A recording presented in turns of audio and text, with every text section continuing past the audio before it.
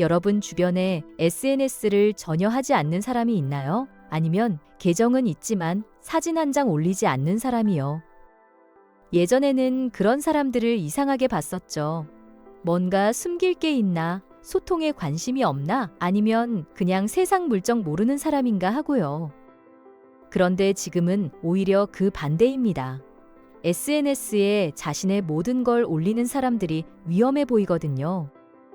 매일같이 자신을 전시하고 타인의 시선에 자신을 맡기고 알고리즘에게 자신의 정체성을 팔아넘기는 사람들 말이죠.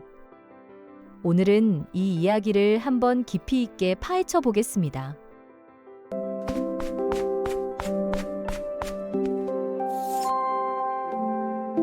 SNS가 처음 등장했을 때를 기억하시나요?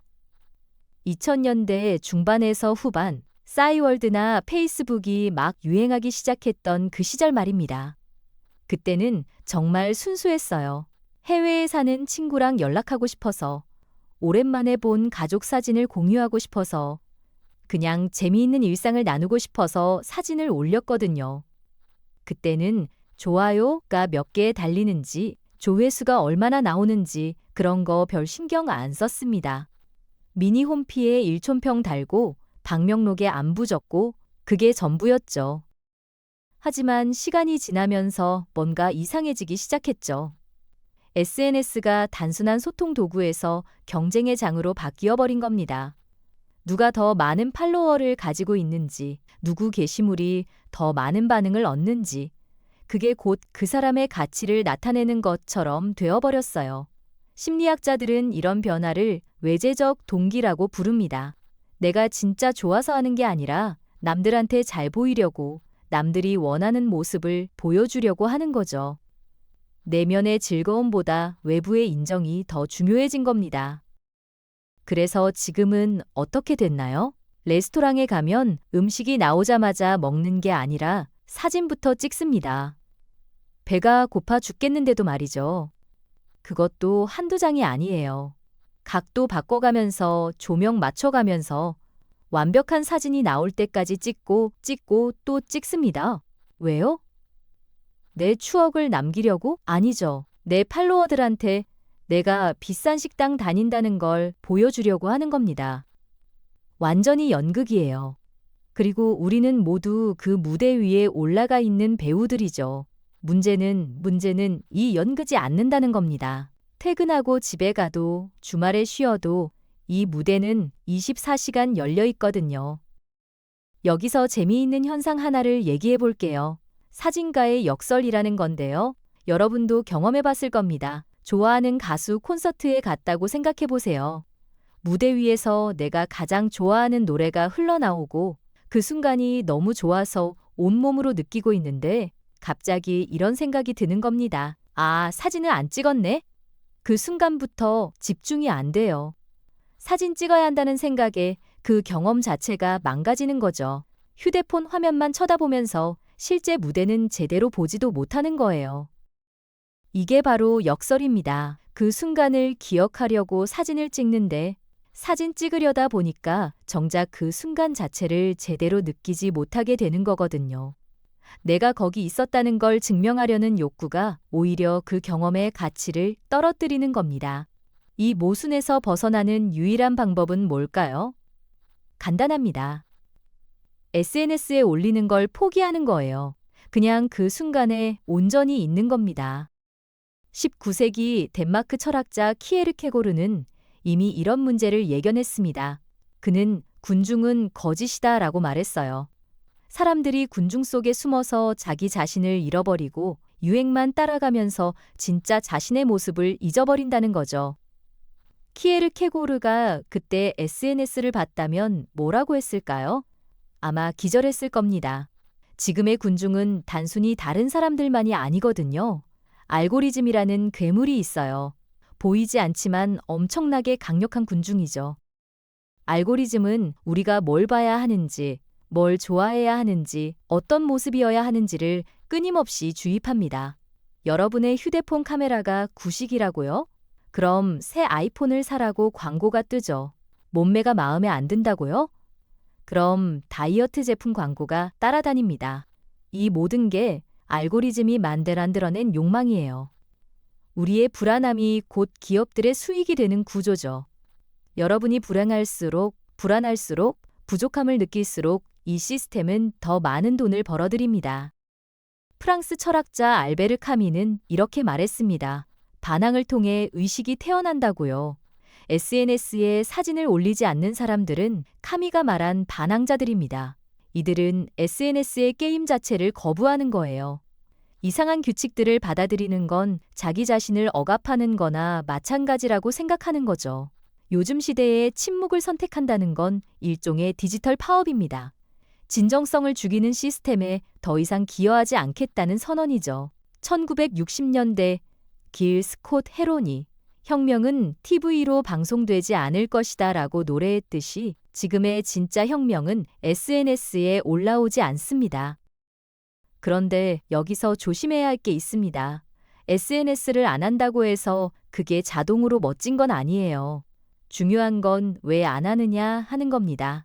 만약 여러분이 SNS를 안 하면서 다른 사람들한테 너희는 왜 SNS에 인생을 낭비하냐고 비난만 한다면요.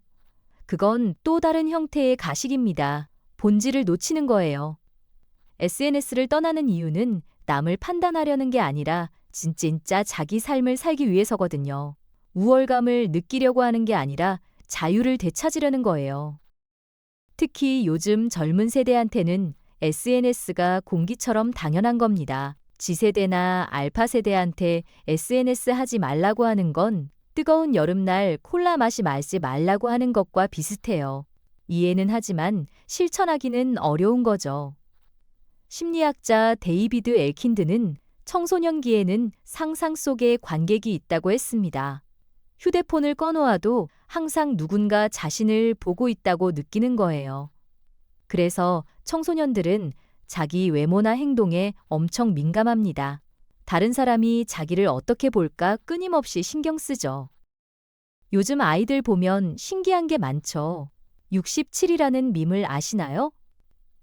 이건 관객 앞에서만 의미가 있는 행동입니다. 다른 사람들이 보고 있어야만 내가 유행을 알고 있다는 걸 증명하기 위해서 하는 거거든요. 완전히 외부를 위한 행동이에요.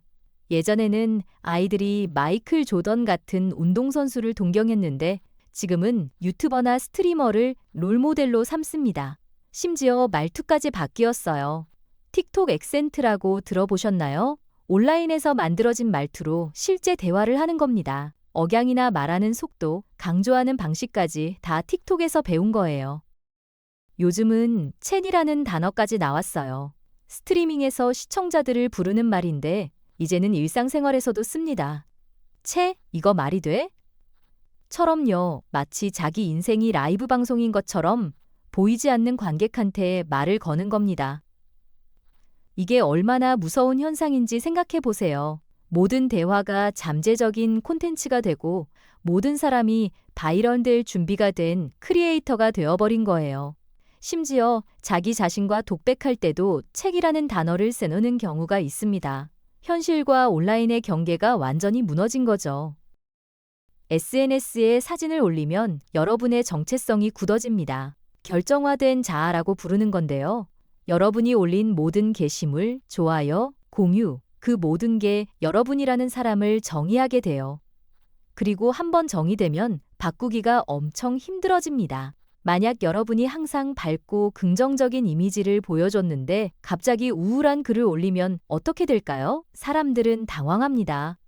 너 왜 그래? 무슨 일 있어? 라고 묻죠. 그게 바로 결정화의 힘입니다. 여러분의 과거 게시물들이 여러분을 정의하고 그 정의에서 벗어나는 순간 사람들은 혼란스러워하는 겁니다. 현실에서는 다르잖아요. 친구들마다 여러분의 다른 모습을 봅니다. 어떤 친구 앞에서는 시끄럽고 재미있는 사람이고 다른 친구 앞에서는 진지하고 조용한 사람일 수도 있어요.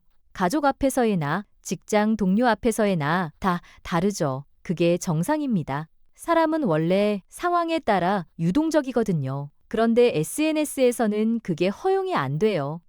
하나의 페르소나만 유지해야 하는 겁니다. 그래야 사람들이 안심하고 알고리즘도 여러분을 카테고리에 넣을 수 있거든요. 헐리우드 배우들을 보세요. 제니퍼 로렌스나 스칼렛 요한슨 같은 A급 배우들은 SNS를 아예 안 합니다. 왜일까요? 그들의 일은 매 영화마다 새로운 사람이 되는 거거든요. 관객이 그들을 백지로 봐야 캐릭터에 몰입할 수 있어요. 근데 SNS를 하면 어떻게 될까요? 그 사람의 개인적인 면이 너무 많이 드러나서 영화를 봐도 그냥 그 배우로밖에 안 보이는 겁니다. 영화 속 캐릭터가 아니라 SNS에서 봤던 그 사람이 보이는 거죠. 라이언 레이놀즈를 생각해 보세요. 그는 SNS를 열심히 하죠. 그래서 영화를 봐도 라이언 레이놀즈가 연기하는 게 아니라 라이언 레이놀즈가 그냥 나오는 것처럼 보입니다. 데드풀이 곧 라이언 레이놀즈인 거예요. 드웨인 존슨도 마찬가지고요. 영화 포스터에 이름이 나오면 이미 어떤 캐릭터일지 다 예상이 됩니다. SNS를 안 하는 배우들은 이걸 잘 알고 있습니다. 가장 강력한 존재감은 때로는 전략적인 부재라는 걸 말이죠. 신비로움이 곧 힘이 되는 겁니다. 그리고 또 하나 문제가 있어요. 틈새 시장에 갇히는 겁니다. 만약 여러분이 운동 인플루언서로 유명해졌다고 해봐요. 매일 건강한 식단, 운동 루틴, 긍정적인 메시지를 올리죠. 그런데 어느 날 지쳐서 피자 먹으면서 넷플릭스 보는 사진을 올리면요?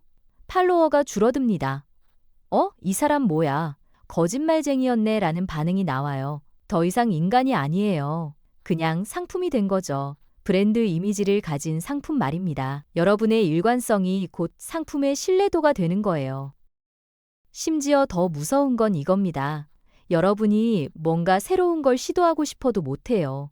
만약 여러분이 메이크업 튜토리얼로 유명한데 갑자기 요리 영상을 올리면 사람들이 싫어합니다. 이 채널은 메이크업 채널인데 왜 요리를 하냐고 말이죠. 여러분의 창의성과 성장이 제한되는 겁니다. 감옥에 갇힌 거나 마찬가지예요. SNS에 사진을 올리지 않는 사람들은 이 감옥에서 탈출한 겁니다. 결정화된 자아를 깨부수고 다시 유동적인 정체성을 되찾는 거죠. 자유를 되찾는 겁니다. 오늘은 이런 사람이었다가 내일은 저런 사람이 될 수 있는 자유? 그게 진짜 자유예요. 그런데 SNS를 안 하는 사람들이 소수라고 생각하시나요? 전혀 아닙니다. 인터넷 문화에는 오래전부터 1% 법칙이라는 게 있었어요. 사용자의 1%만 콘텐츠를 만들고 9%는 반응을 하고 나머지 90%는 그냥 보기만 한다는 거죠. 그런데 요즘 그 조용한 90%가 더 조용해지고 있습니다. 아예 게시물을 지우고 있어요. 2017년에는 한 달에 한 번이라도 뭔가 올렸던 사람들이 지금은 아예 손을 놓고 있습니다.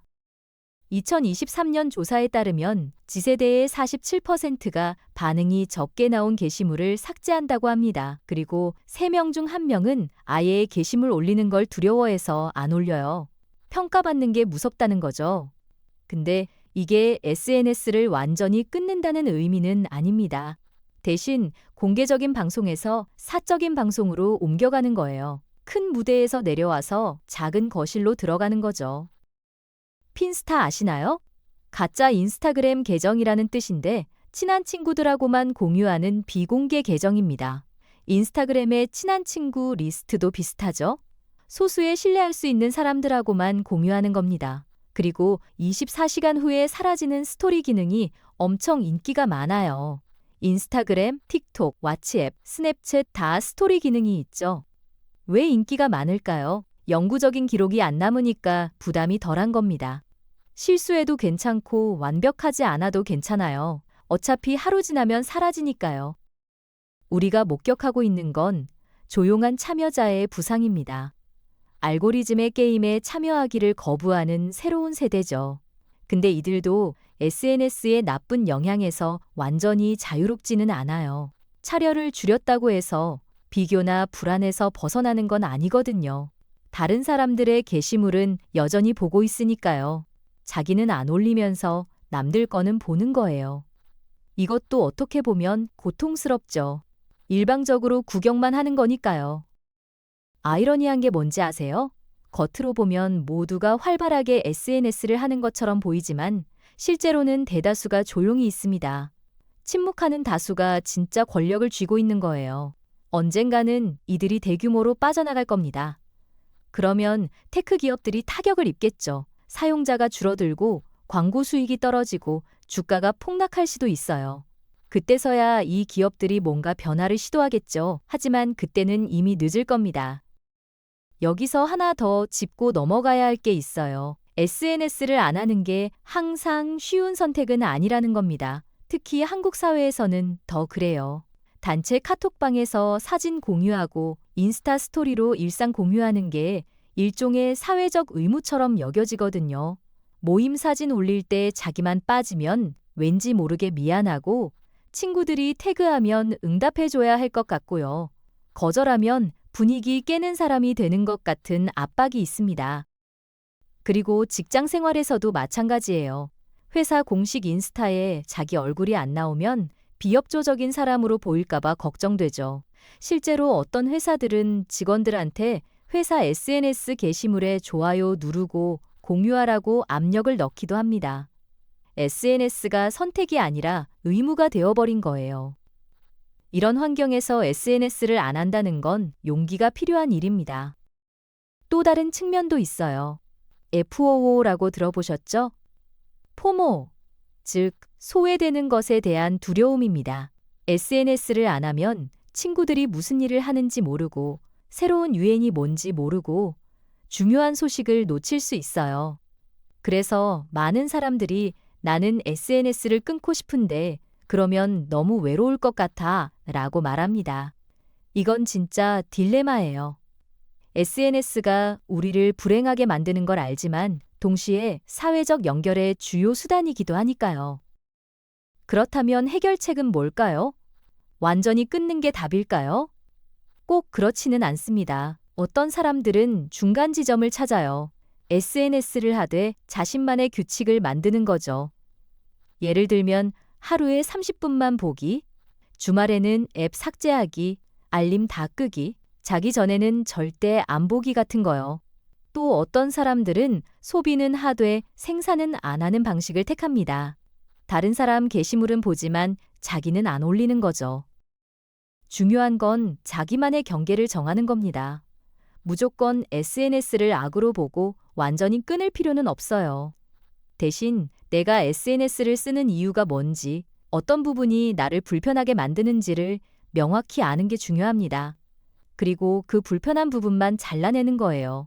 마치 음식에서 내가 싫어하는 재료만 빼고 먹는 것처럼요. 모두가 보이려고 하는 문화에서 정보를 숨기는 건 자기 통제입니다. 끝없는 비교 속에서 자란 세대에게 무언가를 비공개로 유지하는 선택은 정신적 독립을 지키는 마지막 방법 중 하나예요. 세상은 빠르게 변하고 있습니다. 우리의 기억이 수확되고 AI와 알고리즘에 입력되고 우리 욕망에 조잡한 복제품이 다시 우리한테 뿌려지는 세상이죠. 여러분이 올린 모든 사진, 모든 좋아요, 모든 댓글이 데이터로 수집되고 분석됩니다. 그리고 그 데이터는 여러분을 더 효과적으로 조종하는 데 사용되죠. 생각해보세요. 여러분이 운동화 사진에 좋아요를 눌렀다고 칩시다. 그러면 알고리즘은 여러분을 운동에 관심 있는 사람으로 분류합니다. 그 다음부터는 운동 관련 광고를 계속 보여주죠. 피트니스 센터 광고, 운동복 광고, 프로틴 광고가 끊임없이 따라다닙니다. 여러분의 관심사가 상품화되는 거예요. 여러분은 더 이상 인간이 아니라 타겟 고객 집단의 일부가 되는 겁니다. 그리고 이건 단순히 광고만의 문제가 아닙니다. 여러분의 정치적 성향, 가치관, 심지어 감정 상태까지도 분석됩니다. 우울한 글을 자주 올리나요? 그러면 우울증 치료 광고가 뜹니다. 여행 사진을 많이 올리나요? 항공권과 호텔 광고가 쫓아옵니다. 이 모든 게 여러분의 데이터를 기반으로 만들어진 겁니다. 여러분이 무료로 제공한 정보가 기업들의 수익이 되는 거죠. 사진을 올리지 않는 선택은 어쩌면 포착되지 않고 측정되지 않고 수익화되지 않는 채로 남을 수 있는 유일한 방법일지도 모릅니다. 데이터로 환원되지 않는 삶을 사는 거예요. 알고리즘이 예측할 수 없는 사람이 되는 겁니다. 그게 진짜 자유죠. 21세기의 자유는 보이지 않을 권리, 추적당하지 않을 권리, 분석되지 않을 권리입니다. 만약 여러분이 어떤 순간을 오직 자기 자신만을 위해 간직해 본 적이 있다면요? 그건 정말 소중한 겁니다. 배경으로 사라진다고 생각하지 마세요. 어쩌면 진짜 여러분의 모습은 이용당할 수 없는 그 모습일지도 모르니까요. 카메라 렌즈 너머가 아니라 여러분 자신의 눈으로 직접 본 그 순간들, 다른 사람의 평가를 기다리지 않은 그 경험들, 그게 진짜 여러분의 인생입니다. SNS에 없다고 해서 없었던 일이 되는 건 아니거든요. 오히려 SNS에 있는 것들이 진짜가 아닐 가능성이 더 높습니다. 결국 선택은 여러분의 몫입니다. SNS를 계속할 수도 있고, 끊을 수도 있고, 중간 지점을 찾을 수도 있어요. 정답은 없습니다. 하지만 한 가지는 확실해요. 여러분이 어떤 선택을 하든 그게 의식적인 선택이어야 한다는 겁니다. 무의식적으로 끌려다니는 게 아니라 내가 왜 이걸 하는지 알고 하는 거죠. 그게 바로 주체성입니다.